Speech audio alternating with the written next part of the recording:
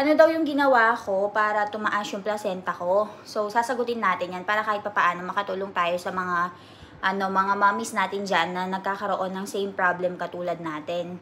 Kasi nga, minsan may kasama siyang importanteng tao, like yung dean, ganyan.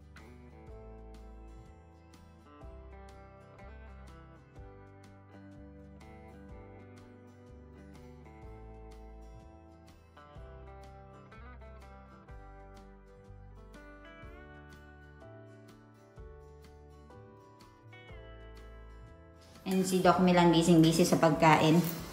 How was it, Kesar? Very good. Yummy. Ayan, kumakain.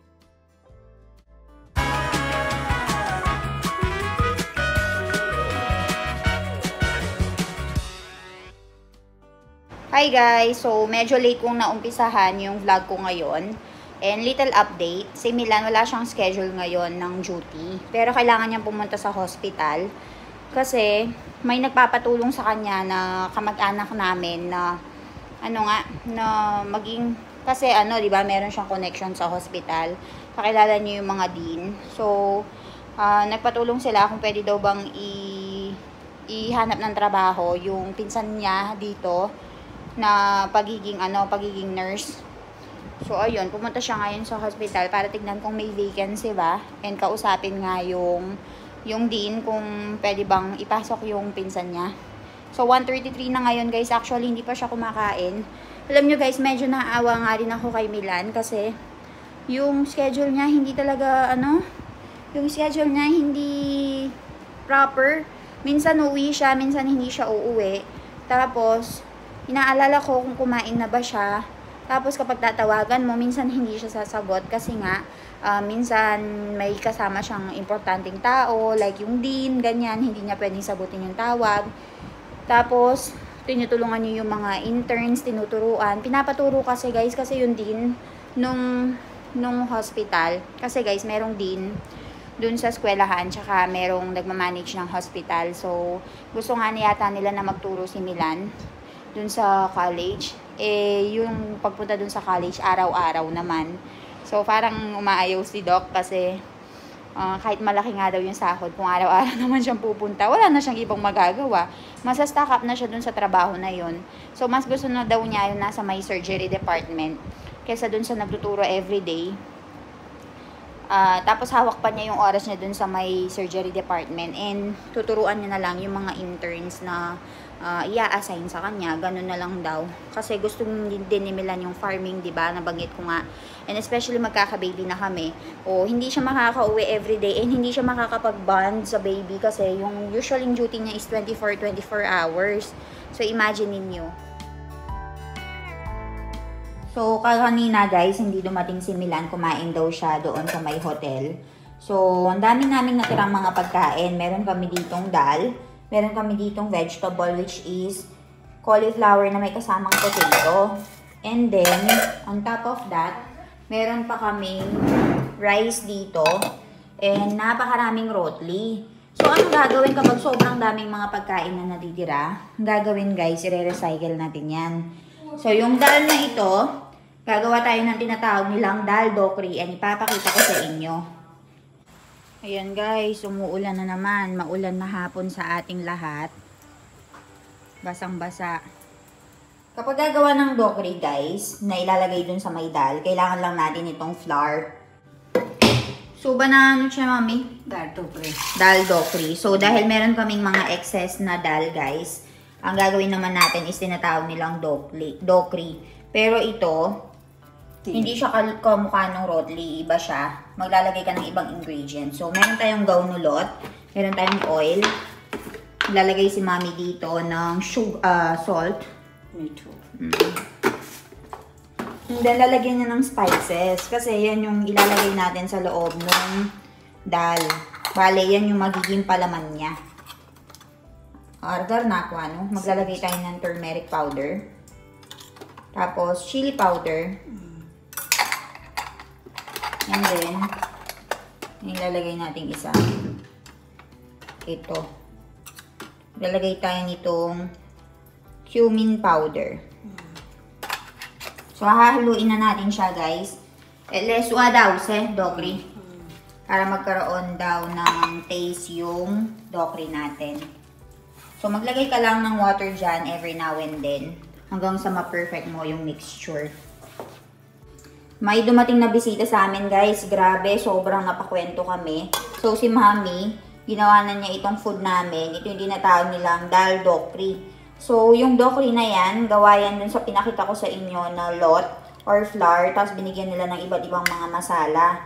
Tapos, nilagay lang nila yung sobra naming dal kaninang umaga. So, ayan, luto na yung pagkain natin.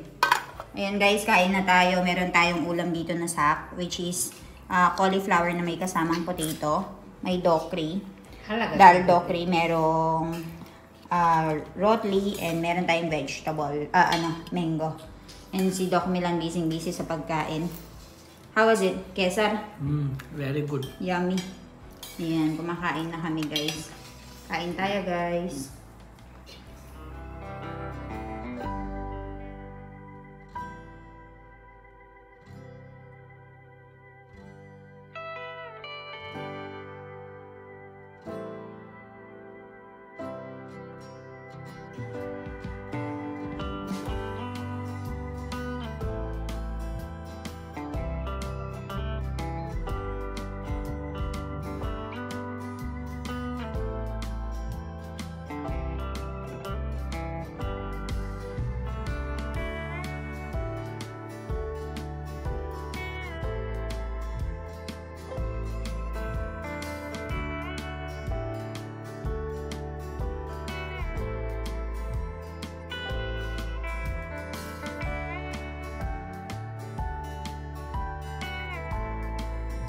So, may nagtatanong sa atin dito, since last check-up ko nga, sinabi ko sa inyo na wala na akong problema sa placenta previa. So, ano daw yung ginawa ko para tumaas yung placenta ko? So, sasagutin natin yan para kahit papaano makatulong tayo sa mga mommies natin dyan na nagkakaroon ng same problem katulad natin. So, guys, ganito kasi yan. Nung umpisa ng pregnancy ko, first check-up talaga namin, ang daming binigay na gamot sa akin ng doktor na pampakapit. And, alam na pala ni Milan, parang meron na siyang nafe-feel na parang may mali kasi ang daming gamot na binigay talaga. Especially nung tinignan niya, alam niya kasi, di ba, dahil doctor siya, alam niya yung mga medicines. So, hindi niya sinabi sa akin para nga hindi daw ako mag-worry. Tapos, ayun nga, iniinom ko lang regularly yung pampakapit, walang mintes. Para nga, hindi mawala yung baby, hindi ba ako magkaroon ng miscarriage, ganon. Lalo na sa first trimester. At saka napansin ko nun, ayaw niya ako mag-travel muna sa first trimester and sa second trimester kami nag-travel. Kasi yun pala yung problema. And then, nung sinabi namin na gusto nga namin mag-travel sa doktor, nag-ask talaga kami ng permission niya kung pwede ba kami mag-travel kasi nga sinabi ko na uwi kami ng Philippines. And then, sinabi niya sa akin na pinayagan naman niya ako, pero mag-iingat nga daw ako and wag daw ako masyadong magkikilos and all. So, feeling ko normal lang naman yun kasi first time ko, di ba? Kasi wala pa talaga akong idea na meron nga akong placenta previa. Kasi dito sa India, hindi naman nila sinasabi sa akin. Tapos, nung pumunta ako ng Philippines, nung nagpapa-check up na ako doon sinabi sa akin ng doktor ko na mababa nga daw yung placenta ko and tinapatan niya ako. Parang sinabi niya sa akin honestly na mag-iingat ka kasi baka kapag manganganak ka, magkakaroon ka ng bleeding. Natakot din si Milan. So, di ba nakita nyo nung pag-uwi namin sa Philippines, dahil nga wala kaming masyadong idea. Ako wala akong idea, nagtitinda-tinda pa ako. Hindi pa ako natutulog ng maaga noon. Tapos, tinda-tinda pa ako ng mga damit. Nagtatry magnegosyo. Tapos, nung sinabi sa akin ng doctor, nagpa-check up ako. Ayun. Kaya hindi din kami masyadong nakagala noon. Kasi nung magmula nung nalaman namin at sinabi ng doctor sa amin na magpahinga lang ako, complete bed rest, hininto talaga namin, guys. Tapos, nung babalik na kami ng India, doon pinaka ako natakot and mas critical. Kasi, yung doctor ko talaga, sabi niya, kailangan mo nang umalis ng Philippines kung balak mo mga anak sa India kasi mas delikado na kapag nasa third trimester ka na.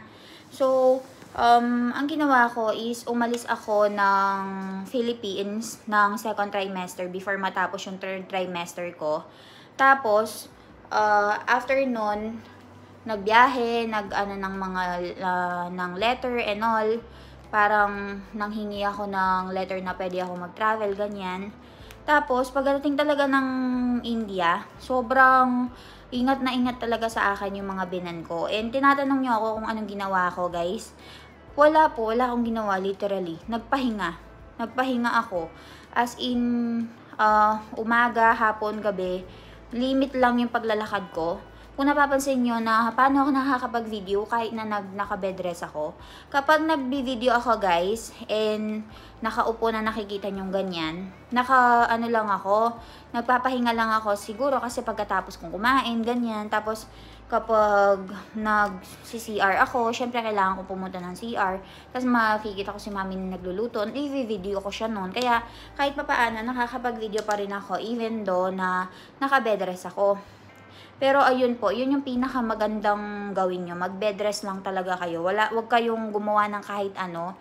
And then, isa din sa mga pinagbabawal sa amin is avoid makipagtalik. Huwag kang makipagtalik sa partner mo hanggang sa tumaas yung placenta mo or hanggang sa mga naka. Yun yung pinaka-advice sa amin. Kasi kapag daw nakipagtalik ka, magkaka-contractions and may possibility ng bleeding ng marami. So, yun talaga yung pinagbabawal sa akin. So, kung meron kayong problem, guys, tataas naman yung placenta nyo daw ng kaunti as long as magpahinga kayo and huwag kayong masyadong maglakad-lakad, huwag kayong magpatagtag. Kaya very thankful din ako dito sa mga biyanan ko kasi talagang inalagaan talaga nila ako, guys. Alam niyo naman, first apo nila. Kaya naman, sobrang alagang-alaga sila sa akin. Sobrang mahal nila yung apo nila. And ako nga, nafe-feel ko yung love nila sa akin. And yung biyanan kong babae, talagang nilulutuan niya ako ng pagkain na gusto ko. Yung kinakain ko dito. Tapos tinatanong niya ako lagi kung anong gustong kainin. Pati yung hipag ko. Tsaka yung biyanan kong lalaki, guys. Isipin niya, wala mang sinaserve yung biyanan kong lalaki. Pero nung pagkarating ko dito, sinaserve niya ako. So, sobrang nakatulong talaga sila sa akin. Sobrang na-relax talaga ako sobrang relax ako nung pagka-uwi ko dito sa India kasi wala talaga silang pinagawa sa akin. And ilang buwan din yun. Siguro mga 4 na buwan din akong nakahiga lang. Wala akong ginagawa. So, ayun, kung bored na talaga ako. Nakakalabas lang ako talaga nun kapag magpapa-check up. Doon lang ako pinapayagang lumabas. Tapos, kapag merong mga kailangan gawin sa visa, na kailangan yung appearance ko, kailangan akong interviewin, yung mga important matters lang, dun talaga nila ako pinapalabas. Sa mga naka-experience po ng mga merong may placenta previa, mababa nga yung mga matris nila, anong masasabi ko? Huwag kayong tawag doon. Siyempre, ang daming nagsasabi na bakit sobrang arte naman ng pregnancy mo, wala kang ginagawa, lagi ka lang nakahiga. Actually, guys, nabash din po ako kasi wala nga akong ginagawa dito sa bahay, hindi ako pinapagtrabaho. And dahil nga sa placenta previa ko, ang dami kong na-miss na occasion, sa totoo lang yan.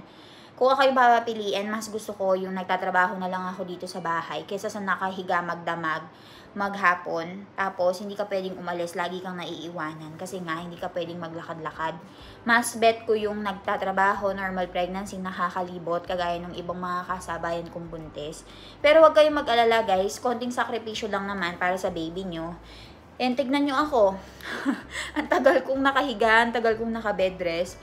Tapos, ngayon, okay na, pwede na akong mag-normal delivery. So, medyo challenging talaga yung first pregnancy ko, guys.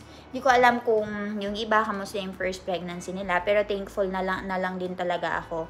Kasi marami din akong pamilya dito na todo suporta talaga sa akin, todo alaga. So, ayun. And pag-usapan pala natin yung guys, alam nyo ba, nabigla ako kasi sobrang laki pala ng sweldo ng mga nurse dito. Kasi yung kaibigan, yung pinsan nga ni Milan na nag-aral ng nursing, yung sweldo pala nila dito, ang lalaki kumpara, hindi pareho ng sweldo sa Pilipinas, guys, yung standard na sweldo. Kasi iba yung economy nila dito, iba yung currency nila, tsaka yung normal na sweldo, ganyan. Pero kumpara sa normal na sweldo, malaki yung binibigay dito sa may public hospital kumpara sa private. So, dito kasi sa may public hospital, mag-aaral ka lang ng, I think if mag-aaral ka ng 3 years ng nursing, magkakasweldo ka ng starting mo, 28,000 rupees. If I'm not mistaken ha, sa public hospital. And consider na yung 28,000 rupees na malaki na yun. Kasi narinig ko na kapag sa private, binibigay lang daw, sa kanila mga 10, 12,000, ganyan. Pero sa public hospital, nasa 28. So, wag na natin i-convert sa Philippines. Kasi iba kasi yung standard of living dito. Sobrang mura ng mga bilihin. So, makakaipon ka na dun sa 28,000. Kasi yung normal na binibigay na sahod dito sa lugar namin, nasa 12,000. Standard na yun. 12,000 rupees o nasa mga 8,000 pesos, ganyan. Yun yung normal na standard. Syempre kapag sa city, hindi, iba. Ibang usapin. Pero I'm speaking only dito sa lugar namin. Tapos, mayroon ding magandang deal sa may hospital, assistant lab technician, parang ganun, parang assistant ka ng nurse, magra-run ka lang ng mga reports, ganyan. Mag-aaral ka lang ng 1.5 month, tapos yung possible na sweldo mo is nasa mga 22 to 23,000. So, yun yung kinukuha nung pinsan ni Milan dito. So, kinakausap ni Milan yung sa hospital if meron bang space para nga makapagtrabaho yung pinsan niya nga dito kasi yung tita niya pumunta ay nagpapatulong. Pero nabigla ako guys, ang laki din pala ng sweldo. Kasi yung narinig ko sweldo ng mga tao dito guys, to be honest, well, iba yung sa standard sa city. Kasi yung sa city, yung meron sila mga sweldo 100,000, 250,000. Eh, di nasa small village lang kasi kami guys eh. And yung cost of living talaga namin dito, very mura lang. So, yung sinasabi ko lang yung situation dito sa lugar namin. So, yung cost of living dito, very mura lang, transportation, pagkain, libreng tubig, yung electricity, napakamura lang din. Kaya, kasyang-kasya na yun. And isipin mo, if meron kang sweldo na 100,000 rupees dito sa may village, magbubuhay, mayaman ka na. Kasi, sa sweldong 28,000, 22,000, nagkakagulo na talaga yung mga tao dito, ay nag-uunahan na sila. So, ayun. Yung pinsan kasi ni Milan na nagtatrabaho sa isang factory dito, nasa 12. 10 hanggang 12 lang yung sweldo niya. May mga kaltas pa yun. Pero napapagkasya nila. So, ayun. Sa Philippines, guys, magkano yung sweldo ng mga nurse? Alam ko sa Philippines, medyo konti lang din yung sweldo ng mga nurse. Considering yung inflation sa Philippines and yung sobrang mahal na mga bilihin. Kaya nag-a-abroad lahat halos yung mga nurse natin. Pero sa India, talagang okay na sa kanila yung ganong sweldo. 22, 23, tapos 28 kapag nag 3-year course ka na nurse. And kapag head ka na, umaabot na ng 110, 120,000. Head ka na, permanent ka na nun. Kaya hindi ba talaga, kinukuha din nila yung nursing course dito sa India kasi maganda din yung perks. So, ayun. Sa doctor, hindi ko alam kung magkano sinusweldo ni Milan. Ayoko na lang din sabihin kung magkano sinusweldo niya. Pero ang masasabi ko po, yung sweldo ni Milan, para sa 4 na duty sa isang buwan, minsan pinakamarami na yung 7 duty kapag yung mga bago-bago, yung mga sinasalang. Kailangan niya doon kasi siya yung pinaka-senior. So, 4 hanggang 7 beses lang siyang pupunta every month.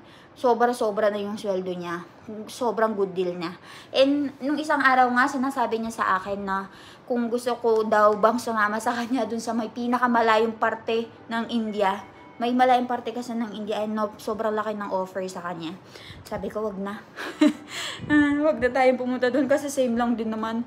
Tapos, hindi ko pa makakasama si na mommy and papa dito. Tapos, yung baby, ako pa yung mag-isang mag-aalaga, ganyan.